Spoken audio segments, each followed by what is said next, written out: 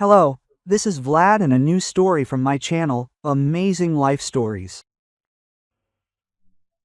I trusted you, despite your past. How could you do this? Yuri Nikolaevich shook his head, looking at her. Vera stood opposite him, not looking away. Her cheeks flushed, but he saw no remorse in her eyes, only a strange determination that surprised and angered him at the same time. I won't file a complaint, he continued, trying to control himself. Because of my granddaughter. I don't want to upset her. She loved you so much. But I ask you to return the money. You know what the situation is all about. Quote. I didn't take anything, the woman said. Tears glistened in her eyes, but she continued to look straight ahead. There was no pleading or justification in her voice, simply a statement of fact. Go away, Yuri said, and never come here again. She turned and walked toward the door, hunched over, as if weighed down by an invisible weight. When the door closed behind her, Yuri sank into a chair and squeezed his eyes shut. His hands were shaking. He blamed himself for his harsh words, but what else could he do? The money was gone? The stash he'd been saving for Lisa's operation. 200,000. There were no other strangers in the house. And how could he tell his granddaughter that Faith wouldn't come? It all started 6 months ago, when Mikhailich, an old friend and the head of the prison, learned that Yuri was looking for a nanny again. I have one candidate, said a friend. A nurse is getting out on parole. Yuri winced. Mikhailich, are you serious? My child is sick. You listen first, interrupted his friend. The woman accused the hospital management of corruption, raised a serious fuss, and then suddenly evidence was found that she herself was stealing and reselling expensive drugs. I saw the case, talked to her. I'm sure it was a pure and competent setup. She wasn't afraid to tell the truth. So she sat down for her. And you're suggesting we let her into the house? I suggest we get to know each other. You decide for yourself. Yuri met Vera in a small cafe. She had arrived earlier and was sitting by the window with a cup of tea, apparently long since cold. She was thin, with short hair and cheap clothes, but her face was open, her gaze direct. They talked for about an hour. The nurse talked about her work at the hospital, about how she noticed the fraud, how she wrote the statement and went to the authorities. And then they found ampules in her apartment, which she allegedly intended to sell. I understand, it's hard to believe, she said at the end. Every convicted person says they're innocent, but I really didn't take anything. Yuri looked at her and thought Mikhailich was right. Something about this woman inspired confidence. Maybe it was the tiredness in her eyes, or maybe the lack of ingratiation. She didn't try to please him, didn't make any promises, just told it like it was. Quote. My granddaughter has a complicated story, he began. Several years ago, my son Pashka, his wife, and daughter were returning home. It was late evening, on the highway. They stopped to help some people. Their car had supposedly broken down. Vera listened without interrupting. Yuri continued with difficulty. He rarely told this story. He was in unbearable pain. Pasha got out of the car. Ira saw that something was wrong. She told her daughter to sit and not get up, no matter what happened. The girl pressed herself into the seat and closed her eyes. She heard her mother scream, stomping, blows. One of the thugs jumped to the back door and started tugging at the handle. But at that moment, a patrol car drove by. The scumbags took off running. He fell silent. They couldn't save Irina and Pasha, he finished with a sigh. And my granddaughter suffered such psychological trauma that she stopped walking. The doctors say everything is physically fine, but she still doesn't walk. It's been 3 years, Mom says. She told me to sit. So I sit. Poor girl, Vera whispered. They agreed on a trial period. Vera's first meeting with Lisa was quiet. The girl sat in a wheelchair by the window, looking out at the yard.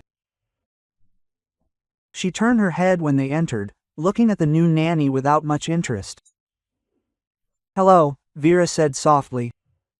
"Hello," the girl answered politely. Her voice was dull, without intonation. Yuri winced painfully. Lisa used to be so lively and funny, but now, what should we do today? The nanny asked, sitting down next to him. "I don't know. What do you want? What do you want?" Quote. Lisa shrugged. Vera took a sketchbook and pencils out of her bag. "You know, I like to draw. Would you like to keep me company?" Quote. They created in silence until evening. Yuri watched from the kitchen and couldn't stop admiring her. The new girl didn't fuss, didn't say anything unnecessary, but was simply there, calm and reliable. Gradually, Lisa warmed up, began to talk more, laughing sometimes. The nanny also read books. Together they cooked simple meals and played board games. For the first time in a long time, Yuri felt relieved. The only irritating factor was the neighbor. Svetlana Grigorievna often dropped by, ostensibly to buy salt or an onion. But in reality, Yuri was perfectly aware that she was interested in him. After the divorce, when he moved into this apartment, the neighbor immediately began flirting, bringing pies, offering to help, but he didn't like her. There was something slippery, unpleasant about her. And after the tragedy, when Liza moved in with her grandfather, Svetlana redoubled her efforts, coming more often to help with the girl. Yuri was grateful, but felt uneasy. As if she expected anything more than just good neighborly relations. "Yuri, did your new nanny really babysit?" Svetlana asked once. "She did," he answered curtly, not wanting to discuss it. "And you trust him with the child without hesitation." "Sveta, if you came for some reason, and I just wanted to chat, it's boring alone." Quote. Her gaze was sharp, appraising. You have to give her credit. She was unusually attentive and perceptive. It was Svetlana who first noticed that the first nanny was unreliable. She saw her throwing away bottles of alcohol. "She's a drinker, then, you can't have someone like that." She blamed the second nanny on her, saying she only watches soap operas and doesn't spend time with the girl. The third turned out to be dirty. And now Vera. Svetlana treated her with particular caution. 2 months flew by. The nanny became part of their small family. Lisa blossomed. Yuri noticed that he and Vera sometimes had long discussions in the nursery. When he walked in, the conversation would break off, and they would both look at him with mysterious smiles. "What are you sharing secrets about?" he asked. "Women's secrets," Vera replied. One evening, after the nanny had already left, Yuri went to check the stash. Just like that, out of habit. He kept the money in an old book on the top shelf of the closet. He pulled the volume down and opened it, but it was empty. His heart sank. He rummaged through the closet, then the room. There was no money. The 200 had been collected bit by bit. He sat down on the sofa and clasped his head in his hands. There were no more strangers in the house, only Vera. But how could he have been so wrong? Mikulich swore she was honest, he himself believed her, and... A week had passed since Vera's departure. Yuri told his granddaughter that the nanny was ill.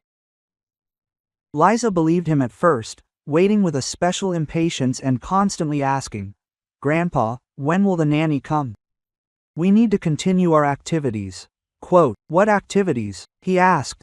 "Well, ours," his granddaughter answered mysteriously. A couple of weeks passed. Liza was worn out. Yuri noticed that she was withdrawing into herself, and again became quiet and indifferent. She stopped drawing and barely ate. Svetlana circled around him with renewed vigor, constantly asking why Verochka wasn't there, and this irritated him even more. "Maybe I can help with my granddaughter?" she offered. "Thank you, Svet, I can handle it." But he couldn't handle it. Lisa withdrew deeper and deeper into herself, and it frightened him. And then one night, Yuri heard bitter crying. He rushed into the nursery and turned on the light. His granddaughter was sitting on the bed, her face was covered in tears. "What happened?" "I'm letting everyone down," she cried.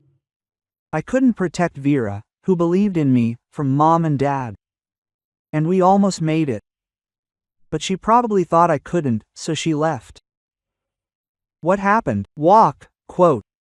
The child cried and rose to his feet. Yuri froze. Lisa stood there, swaying, holding onto the headboard. Her face was tense, her legs were shaking. "Liza," she tried to take a step. Her legs buckled, and the girl fell. Grandpa caught her and hugged her. Tears began to flow from his own eyes. "Dear Liza." "Vera gave me a massage every day," the girl whispered, saying that I didn't have any illness at all, that I was just afraid, but together we would cope. She told me how afraid she herself was when she was accused and imprisoned, and how she wanted to give up, but didn't. I wanted to be that strong too. And we trained in secret, and now it's all in vain." "Why is it in vain?" "Not Vera. She left because I didn't try hard enough." "No, Lee, she didn't leave because of this, but I will fix everything." Yuri came to Vera early in the morning. She lived in an old house on the outskirts, in a very small one-room apartment. She didn't open the door right away. She stood on the threshold, pale and haggard. "Yuri Nikolaevich, can I come in?" She silently let him in. The apartment was almost empty. An old sofa, a table, a couple of chairs. No signs of theft, luxury, or extra money. "Vera, I'm asking you to come back." She shuddered and turned away. "You said it."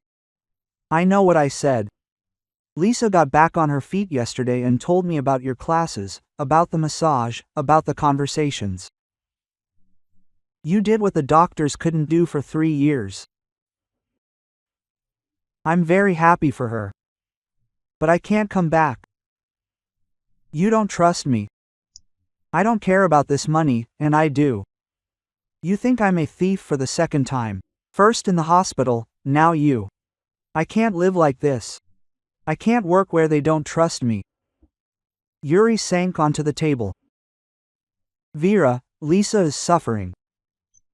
She thinks she let you down, that you left because she didn't work hard enough. She's closing herself off again. For her sake, I'm asking you." Vera turned around. "Okay, for Lisa's sake." When Vera appeared on the threshold, the little girl screamed with joy, tried to get up, fell, but Vera caught her and hugged her. "I thought you didn't, you'll come back," Lisa sobbed. "How can I not come back? We still have so much work to do. We need to learn not just to walk, but to run, to dance." Quote. Yuri stood to the side and looked at them. Something warm, unfamiliar stirred in his chest. He hadn't felt so calm and good in a long time. Svetlana showed up in the evening, saw Vera and stopped dead in her tracks. "Are you back?" "I'm back," she answered calmly. "Yura, can I see you for a minute?" They went out into the entrance. The neighbor was outraged. "Are you crazy? She stole the money. It's a small thing. The main thing is that Lisa is happy. Small things, 200,000, quote. Yuri froze. "How do you know?" "I didn't tell you." Svetlana was confused and took a step back. No, I told you. No, I didn't. And how do you know that? She tried to leave, but he grabbed her hand. Let go. I won't let go. You took the money, he said forcefully. The neighbor broke free and walked over to the wall. So what if she took it? You had to somehow open your eyes that Verka isn't who she claims to be. She's not an innocent lamb, and sooner or later you'll understand it. Give the money back tomorrow, do you hear? Otherwise, I'll write a statement. Svetlana tried to be indignant, but when she saw his face, she lost it. I really don't need them.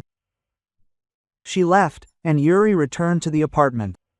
Vera was standing by the window. Forgive me for God's sake, he said.